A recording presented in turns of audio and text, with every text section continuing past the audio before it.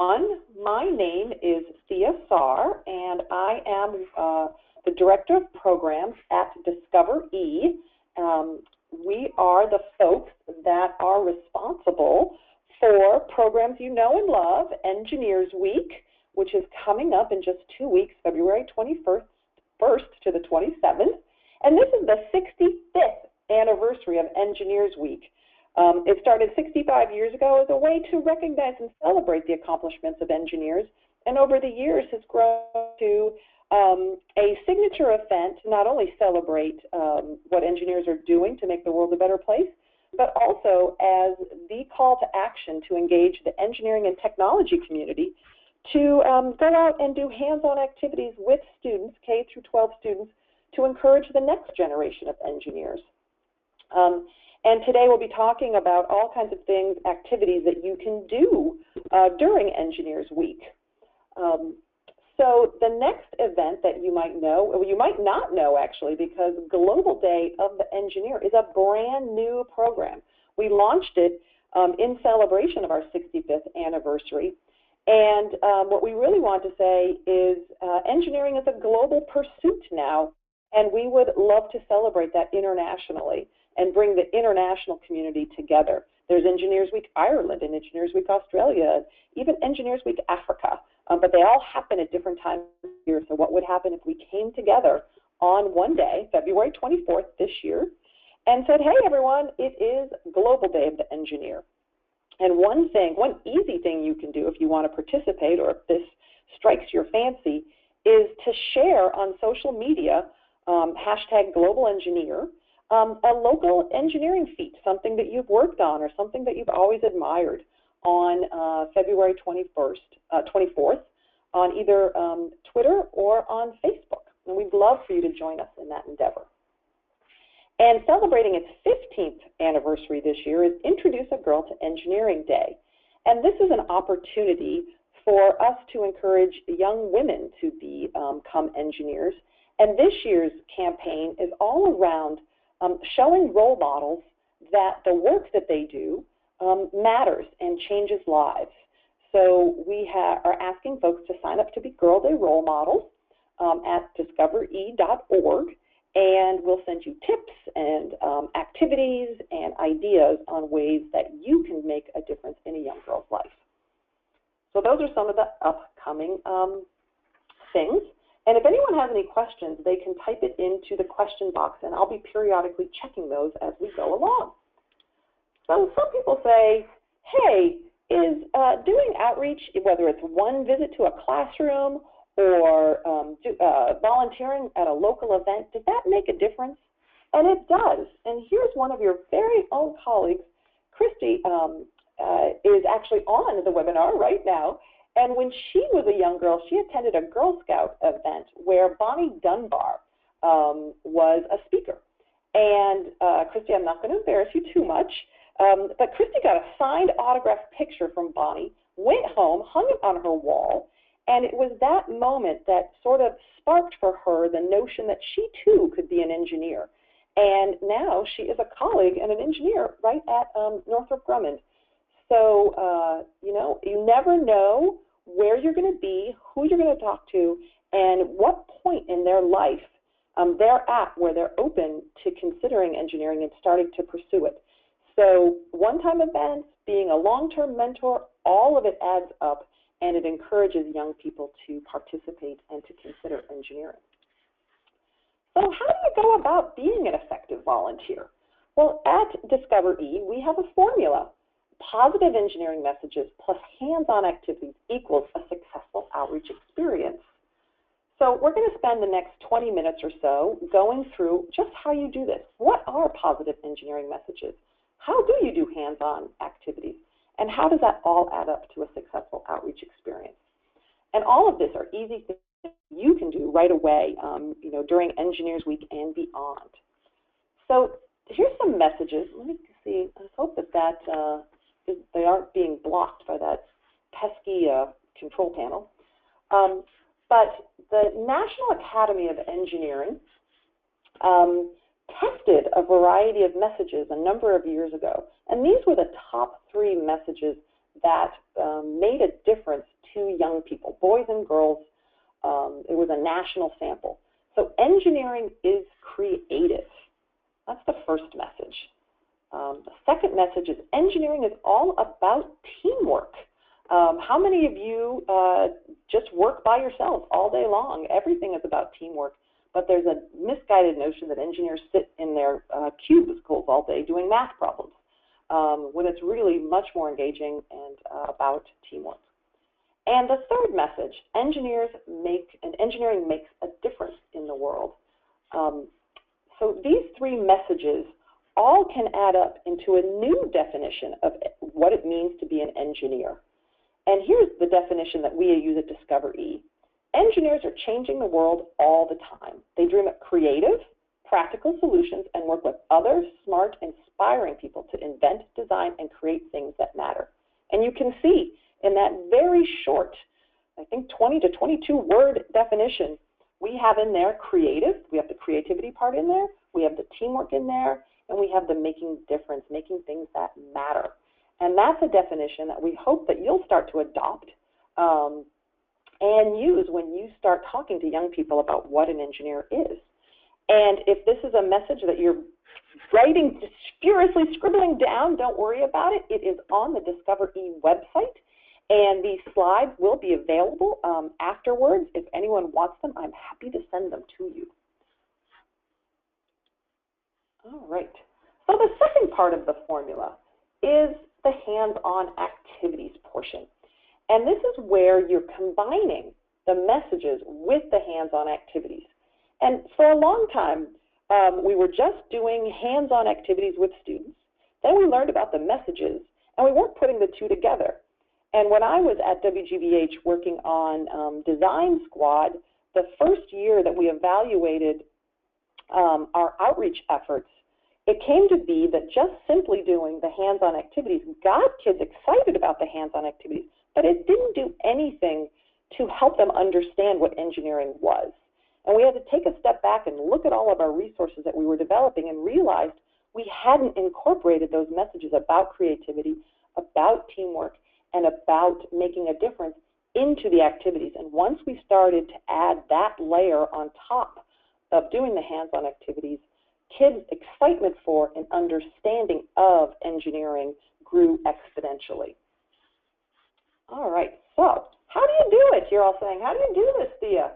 Or you might be saying, I know, I already do this, but it's always good to have a primer or a chance to sit back and reflect if you haven't done it in a while.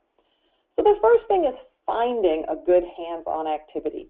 And I want to direct you to the DiscoverE.org website.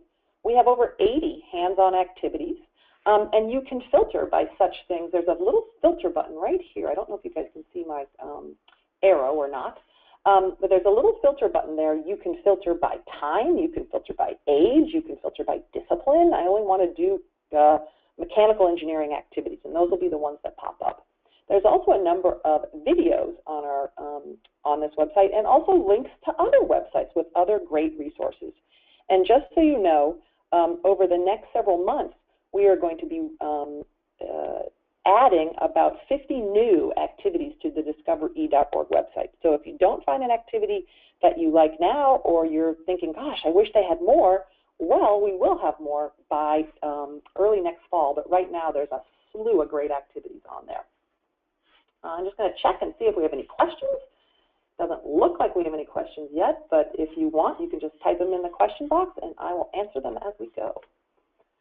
So here's one of my favorite activities. This is Touchdown, and it asks students to design and build a system that will protect 2 astronauts when they land. And so some design questions are, how can you help it land upright, and what materials will help cushion the landing? So I'm bringing this up because once you select your activity, there's all kinds of things we want you to do before you go out and work with the kids. And sometimes these are the things that we forget to do or know we should do, but we run out of time. So I just want you to take a moment now and walk with me through this process, and you can decide, okay, which ones are mission critical for you. So first thing is always to do your activity before you take it to the students. A lot of times it will help you identify the learning goals you want kids to walk away with. For example, when I do touchdown with kids, I usually pick the engineering design process, and I also think about what is one other thing I want them to figure out. And for this one, we usually talk about shock absorbers and how you can absorb the shock of the landing. And you also need to, when you do the activity, where you get stuck is often where the kids will get stuck. Where you think, wow, these instructions aren't clear, I want to clarify them, that will all start to be apparent.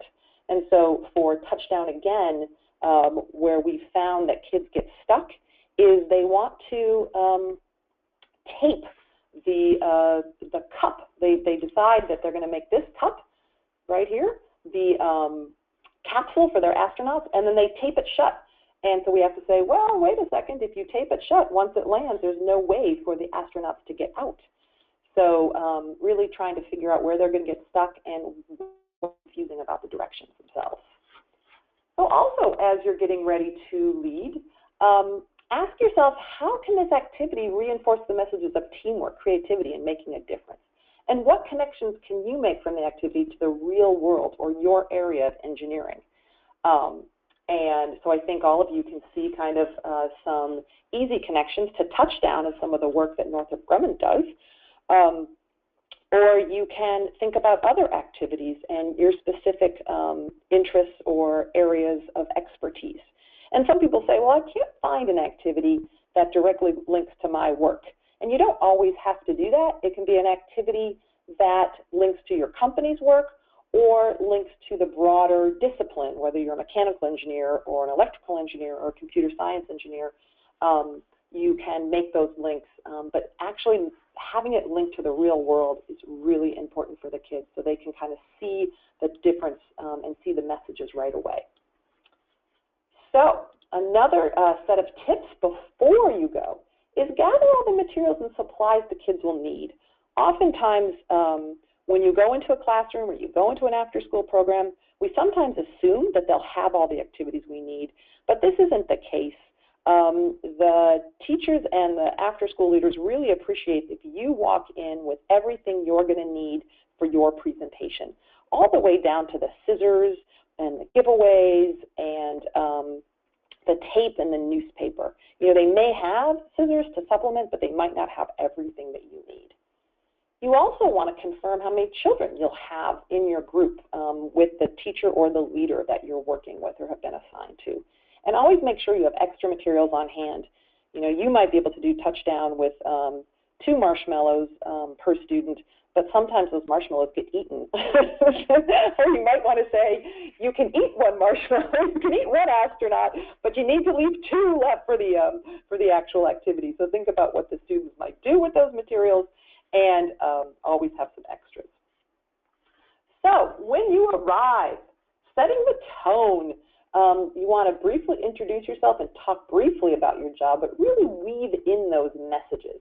The kids are going to be more interested in what you're doing and saying after you do the hands-on activity than before. You don't want to spend a lot of time talking at the students before they're actively engaged in that hands-on activity. So when I said the engineering design process earlier, this is a great way to showcase for students what engineers do every day. And you can structure your activities around the engineering design process. Talk to the students about identifying the problem. In touchdown, what is the problem they're trying to solve? They're trying to keep their astronauts safe while they land. What are the specs they have? And that's really what materials they have. You know, and then get them brainstorming and designing. And if you can structure your activity around that, the kids will walk away, even if they forget about shock absorbers, they're taking that larger process of how to solve the problem and equating that engineering design process to being an engineer and applying it the next time they see a hands-on activity. It might take them 2 or 3 times to get that, but if we keep organizing our activities around the engineering design process, we'll be much more successful in getting kids to think about engineering and know how engineers do their jobs. Another one about setting the tone is don't be afraid to share your sense of humor. and be patient. The kids love a good sense of humor, and they really want to know your authentic self. If you try and be someone you're not, I have an 11-year-old at my home, and I don't know, some of you must have them at your homes too. They can really snip out when you're, when you're not being authentic. So if you've got a good sense of humor, share it. If you're enthusiasm about your subject, share it. They will know it, and they will appreciate it. All right. When you're introducing the activity, give clear instructions.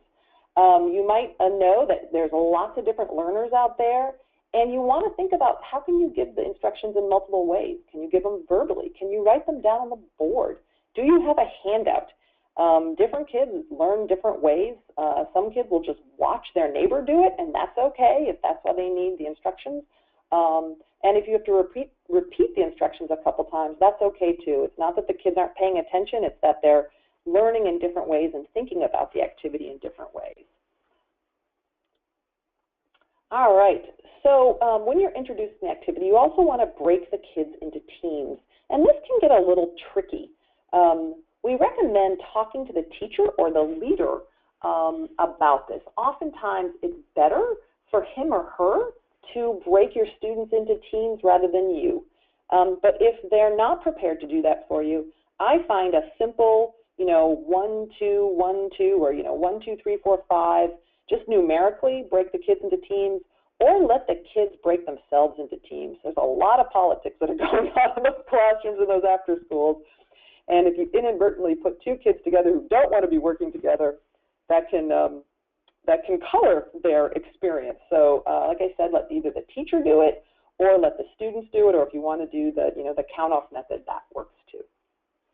And you also want, this is a good opportunity when you're putting them into teams, to talk about how you work on a team and how engineering is all about teamwork. Constantly weaving in those messages about teamwork and creativity and engineering making a difference will really, as I said earlier, will really make it a richer experience for the students and help them really learn about and understand what goes into engineering.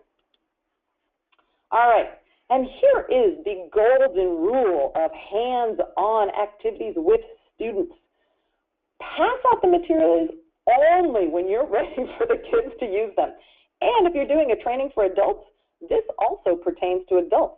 Only hand out those materials when you're ready for them to touch it.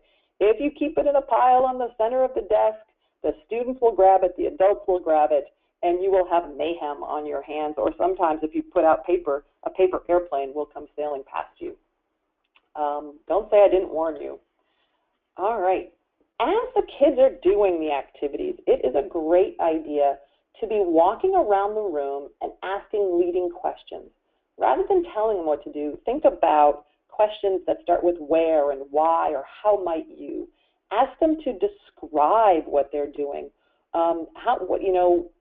What are you doing to keep your astronauts safe?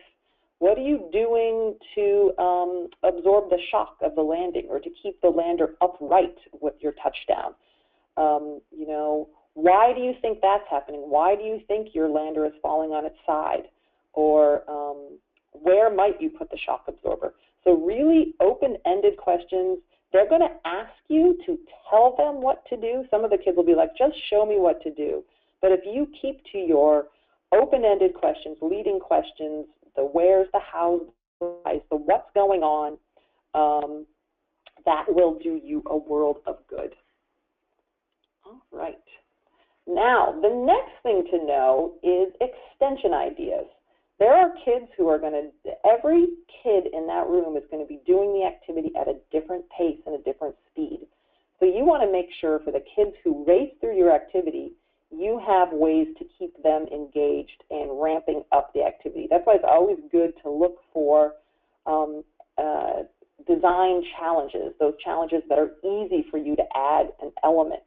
So for touchdown, what I do is if they've successfully landed at 3 feet or 6 feet or even 8 feet, you can make the height higher. Obviously, you have to stand on something to make that higher. Or you can start taking materials away. Or, for example, if you're doing a bridge activity, oftentimes, can it hold up 100 pennies? Can it hold up 100 pennies in an earthquake? So just get creative and start thinking about 1 or 2 or 3 extension activities for those kids who will race through the activity. And sometimes kids have done these activities before, and if you have those extension activities or those extension ideas in your hip pocket, you can keep them engaged. All right, I don't see any questions thus far. I'll keep going. All right.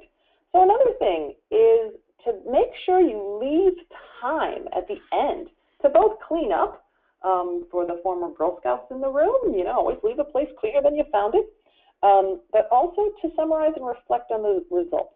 But you first want to give the kids a 5-minute warning before you do that.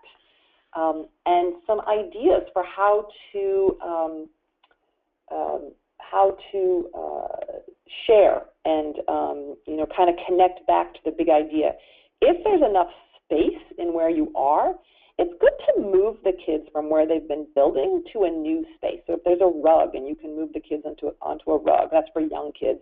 Middle school and high school students don't have that opportunity. You might want to consider having everyone demonstrate their whatever they've built or whatever they've created. You want to also make sure you connect back to the big idea, to the real world.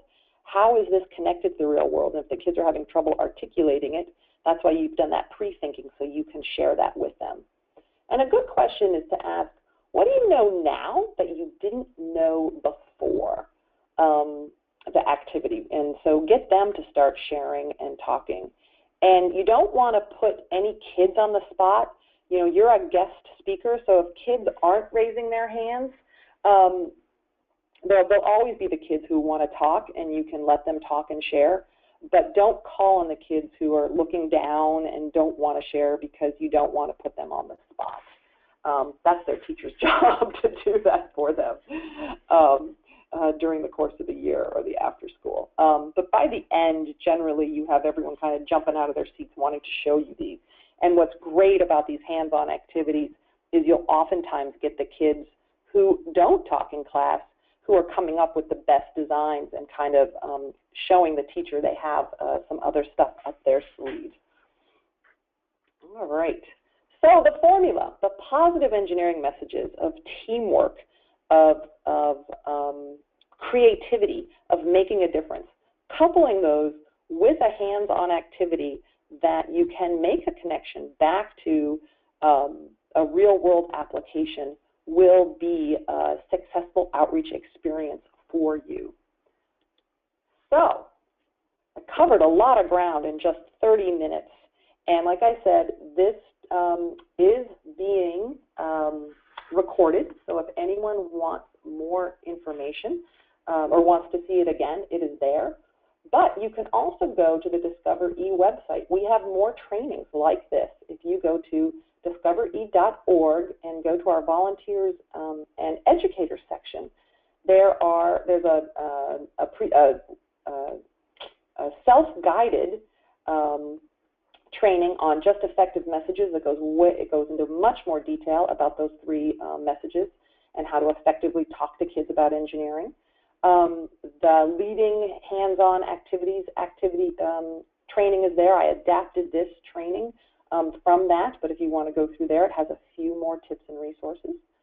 Also, if you're looking for information on careers and the different engineering careers, the Discover Engineering section of the discovere.org website has a ton of information. It has the 10 reasons to love engineering. It has engineering career trends. It has salary figures for all of the different engineering jobs.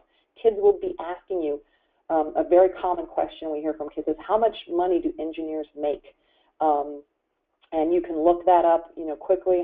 How's the average salary of a mechanical engineer or an electrical engineer?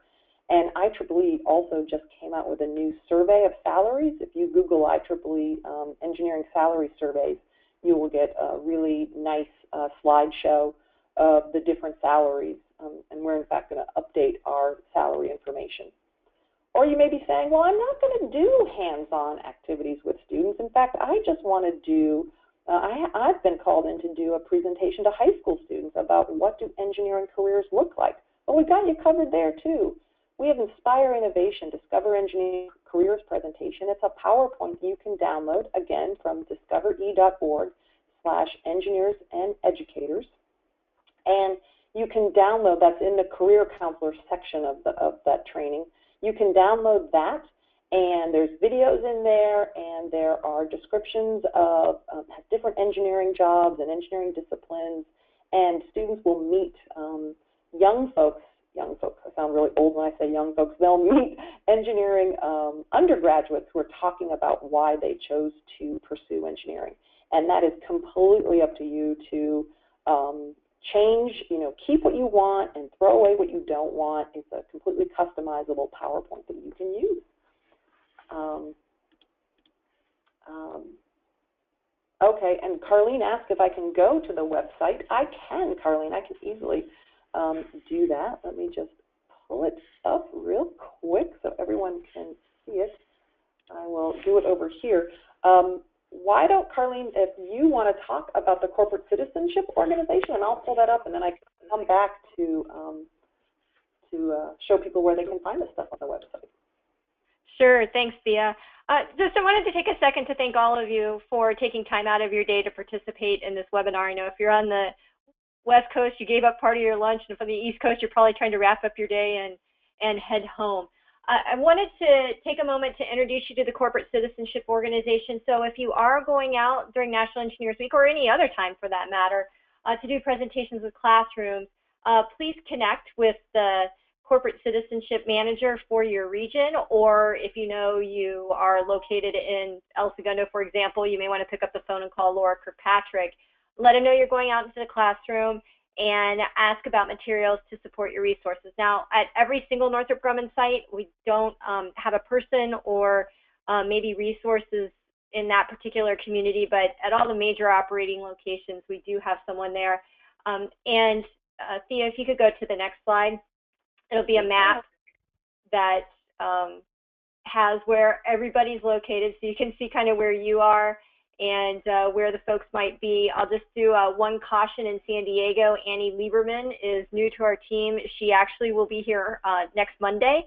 So if you try to call her now, you won't be able to talk to her, so wait until Monday.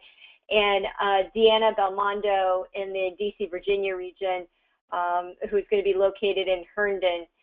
She's transferring to our team in a couple more weeks, but in the meantime, Karen Getz could help you out. All right, excellent. Well, here, let me just quickly, here is the website. Can everyone, I hope people can see this. I was a little nervous. So first, for cool activities, here's the sheet I was showing you. Just click on this little button, and you can filter by middle school, and you can filter by aerospace and anytime, and it'll return all kinds of, and I'll do just hands-on activities. And you can see different activities that have been, that come up with those filters. So you have hands-on, you can just see all activities, you can just see the various videos we have or the various games that are available. You can see how old our web designer was, that she put Pac-Man down as the as the default image for games. Here's volunteers and educators, what I was talking about. Here are the various trainings, leading kids through a successful engineering experience, effectively talking to kids about engineering. And also, if you're doing a large-scale engineering event, like we do, the folks in the DC area will know all about the Family Day that happens at the Building Museum that Lockheed is a sponsor of. Well, we've kind of put this training together, so if that doesn't happen in your area and you're interested in doing that, here's kind of a step-by-step guide to do that. Here is the Inspire Innovation Discover Engineering Careers, and I'll just quickly show you a couple of the slides. So you can see, here's some of the videos, here's the definition, here's engineers create satellites that detect drought, chemotherapy that has fewer side effects, plant-based products like biodegradable packaging. One thing when you're thinking about your messaging and talking about what you do, always make sure that you add why it's helpful. What is that connection to the real world? So we have, I'm going to see if there's anything else. And here's information about all of our programs, Engineers Week, Future City Girl Day. And then we have a full thing of resources and downloads. So if you're looking for a DiscoverE logo or an Engineers Week logo, you can download it and use it in your efforts. Our different slide shares are also downloadable. Here's 5 easy tips to prep for eWeek and other video resources. So that's all there. I have a question from William Patrick. I hope you're still on the line, William, asking, what are the hot topics like cybersecurity?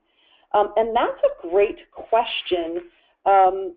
At DiscoverE, our mission is really about getting kids interested in the global engineering aspect. We don't delve too much into the various hot topics, though we know that cybersecurity is really big. We know coding is really big with students. They hear a lot about it. But we also know that most kids don't actually understand what engineering is, or actually most of them haven't ever even met an engineer. So unless you're going into an engineering club or you've been specifically invited in to talk to some high school kids who are going way in depth in engineering, or already going in depth in engineering, I'd say I'd start at a higher level of just what is engineering. So any other questions? Carleen, anything else you want me to touch on? I think I'm okay. Thank you. All right. So I hope that you all have a great Engineers Week. And one last favor to ask you, when you sign out of this webinar, there is a short 4-question survey that will pop up. And I really hope that you take a moment to complete that survey. We just want to get a little understanding of what kind of outreach you're going to be doing and how we can improve this, this session. If there's something you would have liked to have gotten out of it, or we didn't represent what we say we were going to represent, we want to know so we can get better and improve. So thank you, everyone, and I hope you have a exciting Engineers Week and celebrate engineering and engage some kids.